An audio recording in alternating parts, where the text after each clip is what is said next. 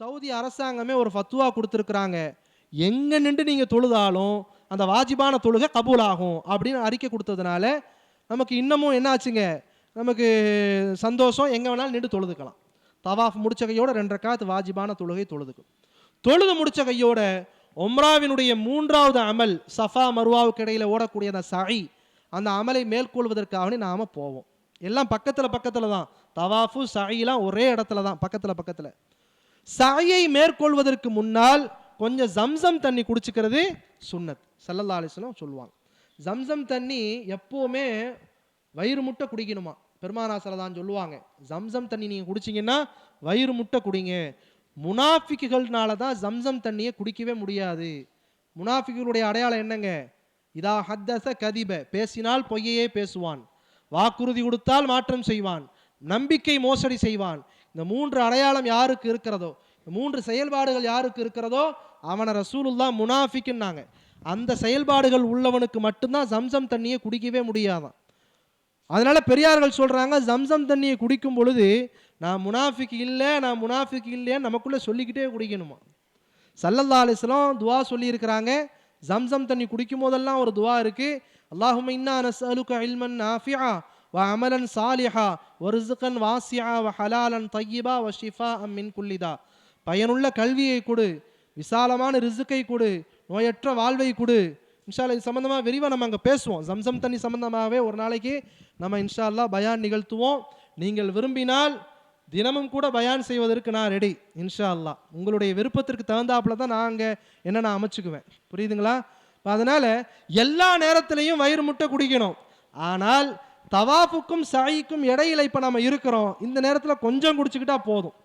ஏன்னு சொன்னால் அதிகமாக குடிச்சிட்டா நமக்கு சுய தேவையினுடைய சந்தர்ப்பம் ஏற்பட்டுரும், ஒரு நிலை ஏற்பட்டுரும். நம்ம ஊர் பள்ளிவாசல் மாதிரி இல்லை, பள்ளியை விட்டு வெளியே போனால் பாத்ரூம் இருக்குது, அங்கே அப்படி இல்லை. ஒரு கிலோமீட்டர் தாண்டி வரணும். அது அண்டர் கிரவுண்டுக்கு போயிட்டு வர்றதுக்கே அது என்ன ஆகுங்க, ரொம்ப சிரமமான ஒரு சூழ்நிலையாகி போயிடும். அதனால் எப்போவெல்லாம் நீங்கள் பள்ளிவாசலுக்கு போகிறீங்களோ, காபத்துல்லாவை நாடி போகிறீங்களோ, அப்போவெல்லாம் காலி வயிறாவே போகணும். போயிட்டு வீட்டை விட்டு தொழுதுட்டு வரும் பொழுது முழுக்க வயிறு நிரம்ப அந்த ஜம்சம் தண்ணியை குடிச்சுக்கிட்டு ரூமுக்கு திரும்பணும், கையிலையும் எடுத்துக்கிட்டு திரும்பணும் இன்ஷா அல்லாஹ். இப்போ அதனால் சாய் செய்வதற்கு முன்னால் கொஞ்சம் தண்ணியை குடிச்சிட்டு சஃபா மருவாவை நோக்கி நாம் நடப்போம். சஃபா என்பதற்கும் மருவா என்பதற்கும் இடையில் உள்ள தூரம் 400 சொச்சம் மீட்டர் தூரம். சஃபா என்கிற அந்த மலை குன்று பக்கத்தில் ஏறி நின்று காபத்துல்லாவை நோக்கி நாம் துவா செய்யணும். எப்படி காபத்துல்லாவை பார்த்தவொன்னே நம்ம துவா செஞ்சோமோ, தவாஃபுக்கு முன்னால் துவா செஞ்சோமா இல்லையா, அது மாதிரி நம்ம என்ன செய்யணுங்க, துவா செய்யணும். துவா செஞ்சு முடிச்சுட்டு சஈக்குடைய நிய்யத்தை சொல்லணும். அல்லாஹும்ம இன்னி உரீது அஸ்ஸஇய பைன ஸஃபா வல் மர்வா சபஅத்து அஷ்வாத்தின் லில்லாஹி தஆலா.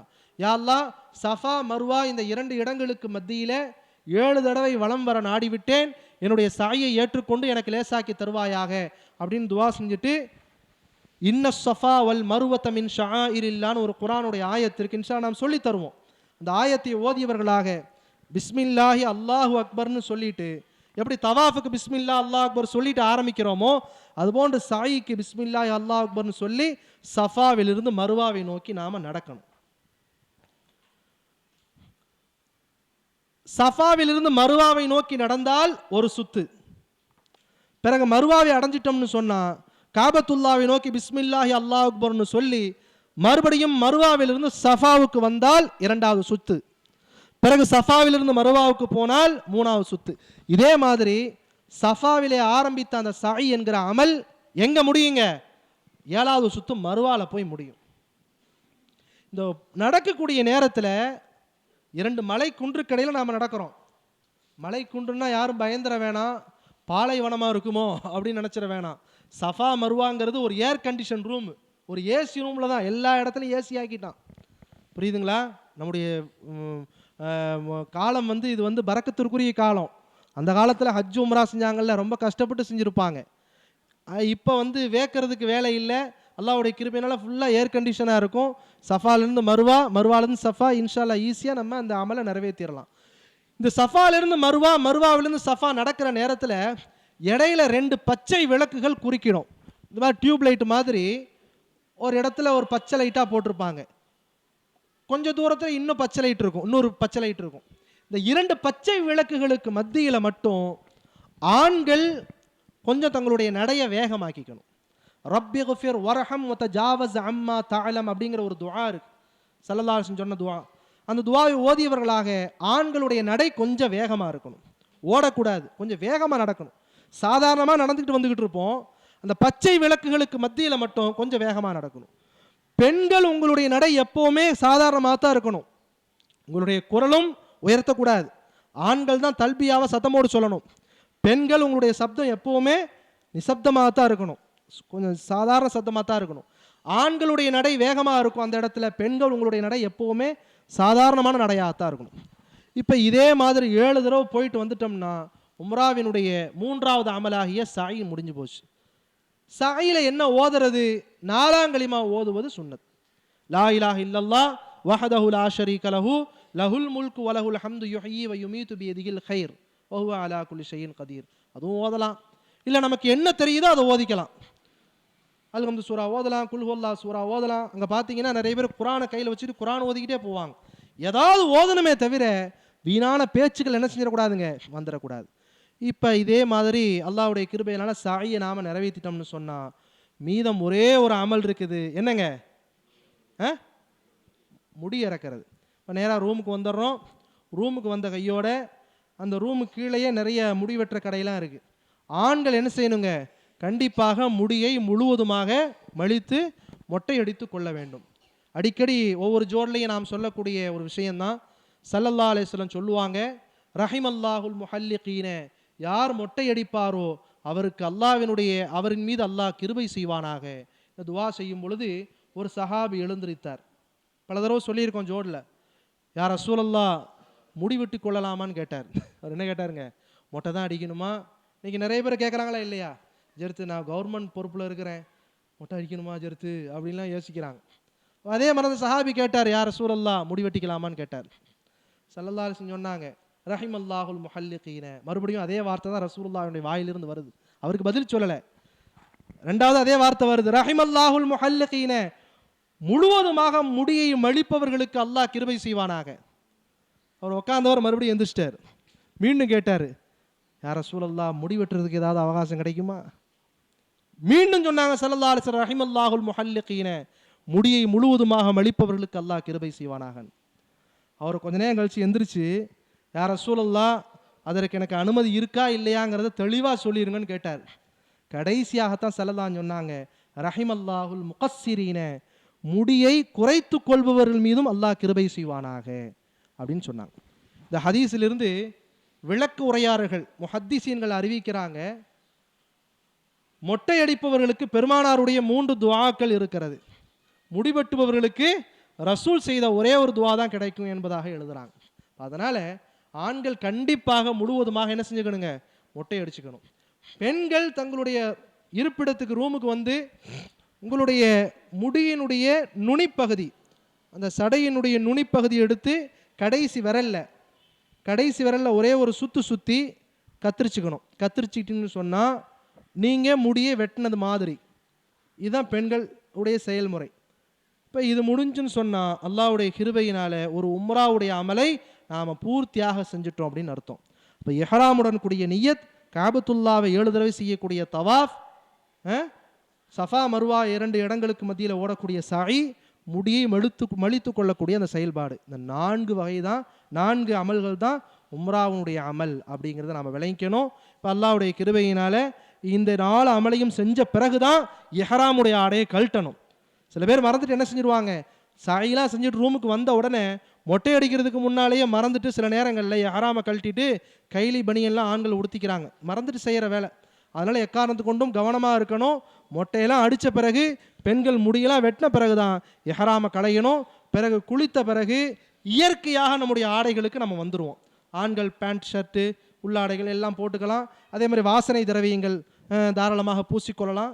எதெல்லாம் நமக்கு ஹலாலான காரியங்கள் ஹராமாக்கப்பட்டிருந்துச்சோ அதெல்லாம் நமக்கு மறுபடியும் ஹலால் ஆகிரும். இப்போ உங்களுக்கு உம்ராவினுடைய அமல்களில் ஏதாவது சந்தேகங்கள் இருந்தால் ஒவ்வொருவர்களாக இன்ஷா அல்லாஹ் கேளுங்க. அஸ்ஸலாமு அலைக்கும் வரஹ்மத்துல்லாஹி வபரகாத்துஹு. தவாப் செய்யும்போது அது கொஞ்சம் துள்ளி ஓட வேண்டிய ஒரு இது வருதுல்ல, அதுக்கு பேர் ரம்மல். அதை பற்றி நீங்கள் சொல்லலை.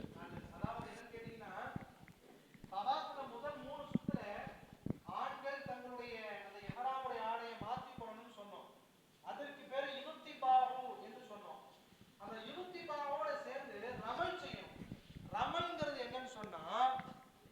உங்களுடைய நடை கொஞ்சம் அதாவது ரஸ்லிங்கில் அந்த ஃபைட் பண்ணுறவன் எப்படி இருப்பான், டிவிலெலாம் பார்த்துருப்பீங்க, இந்த பாக்ஸிங்கு பண்ணுறவன் இருக்கானா இல்லையா, அப்படி வந்து மேடையில் நிற்கும் போதே ஒரு டிசைனாக நிற்பான்.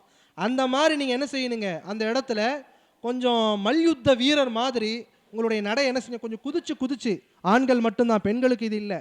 ஆண்கள் மட்டும் முதல் 3 சுத்துக்களுக்கு வலது புஜம் தெரிகிற மாதிரி ஆக்கி கொண்டு எஹராம கொஞ்சம் குதிச்சு அந்த 3 சுத்துக்களை சுத்தணும் அப்படிங்கிறத விளங்கிக்கணும் இன்ஷா அல்லாஹ். அடுத்து வேற ஏதாவது சந்தேகம்? உம்ரா சம்பந்தமான விஷயங்கள்ல மட்டும் சந்தேகம் கேளுங்க.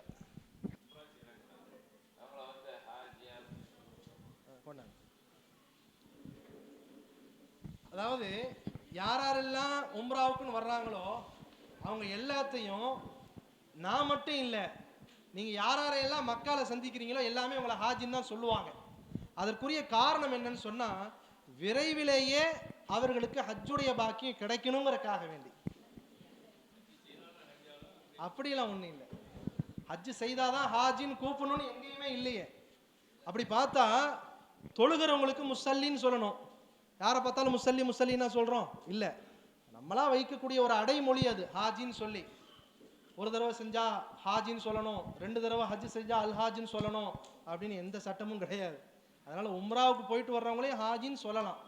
எதிர்காலத்தில் இன்ஷா அல்லாஹ் அந்த பாக்கியத்தை விரைவிலே அல்லாஹ் அவருக்கு தரணுங்கிறதுக்காக வேண்டி இன்ஷா அல்லாஹ். அடுத்து வேற ஏதாவது கேளுங்க. நல்ல கேள்வி கேட்குறாங்க. தவாஃப் முடிஞ்ச பிறகு 2 ரக்காத் நீங்கள் தொழணும்னு சொல்லி இருந்தீங்க, என்ன தொழணும்? வாஜிபான தொழுகை. ஞாபகம் வச்சுக்கணும், எதையும் மறந்துடக்கூடாது. தவாஃப் முடிச்சோடனே 2 ரக்காத் வாஜிபான தொழுகை தொழணும்னு சொல்லியிருந்தீங்க. சஇ முடிச்சோடனே ஏதாவது தொழுகை இருக்கா அப்படின்னு கேட்குறாங்க. எந்த தொழுகையும் கிடையாதுமா. சஇ முடிச்சுட்டா அடுத்து முடிய மலிக்கிற வேலை தான் இன்ஷா அல்லாஹ். 2வது உம்ரா, அதாவது 2வது உம்ராவை பற்றி சொல்லுங்க அப்படிங்கிறாங்க. இப்போ நாம் இங்கிருந்து புறப்படுறோமா இல்லையா, நமக்காக வேண்டிதான் நீயத் செஞ்சுக்கணும். நம்முடைய உறவினர்கள் யாராவது அத்தா அம்மா உறவினர்கள் யாராவது மௌத்தா இருந்தாங்கன்னா அவங்க பேர்லாம் நியத் பண்ணக்கூடாது. இங்கிருந்து நாம் கிளம்பக்கூடிய அந்த உம்ரா நமக்காக, அல்லாவிற்காக நான் உம்ரா செய்கிறேன், எனக்காக செய்கிறேன்னு தனக்கு தானே நியத் செஞ்சுக்கணும். உம்ராவை முடிச்சிட்டோம். ஒரு உம்ரா முடிஞ்ச பிறகு 2வது உம்ரா செய்யறது அப்படின்னு கேட்குறாங்க. பக்கத்தில் நாம் தங்குற இடத்துலேருந்து ஒரு 4-5 கிலோமீட்டர் தூரத்தில் ஒரு பள்ளி வாசல் இருக்குது. அந்த பள்ளிக்கு பேர் மஸ்ஜிதே ஆயிஷா என்றும் சொல்லுவார்கள், மஸ்ஜிதே தன்ஈம் என்பதாகவும் சொல்லுவாங்க. ஹஸரத் ஆயிஷா ரதியல்லாஹு அன்ஹா அவர்கள் எஹராம் கட்டிய அந்த